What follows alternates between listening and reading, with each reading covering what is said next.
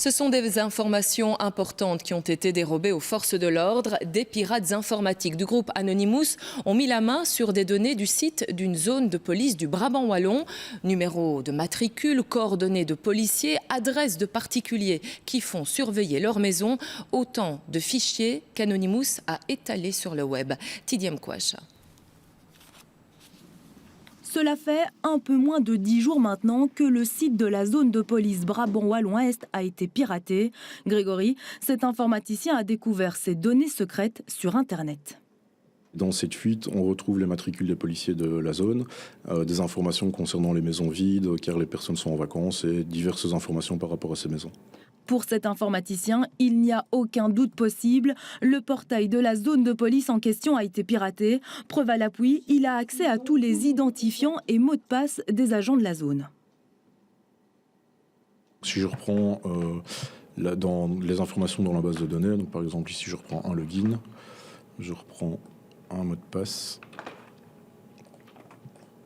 Donc voilà, j'accède bien à la partie administration du site internet. Qu'est-ce qu'on a ici sous les yeux? Donc ici apparemment ce sont les interventions ou les passages de la police de proximité. Des données révélées après une opération menée par les pirates informatiques d'Anonymous. Une opération qui remonte au 22 novembre et qui a touché les services de police belges, français, mais aussi allemands. Des informations qui restent toujours disponibles sur la toile en quelques clics seulement. Il y a un site qui répertorie la plupart des mots-clés pour trouver des informations croustillantes. Donc voilà, il y a possibilité de trouver des informations, des mails qui traînent sur des serveurs du gouvernement américain et autres.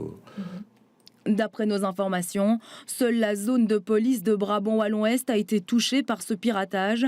Du côté de la police fédérale, rien à signaler.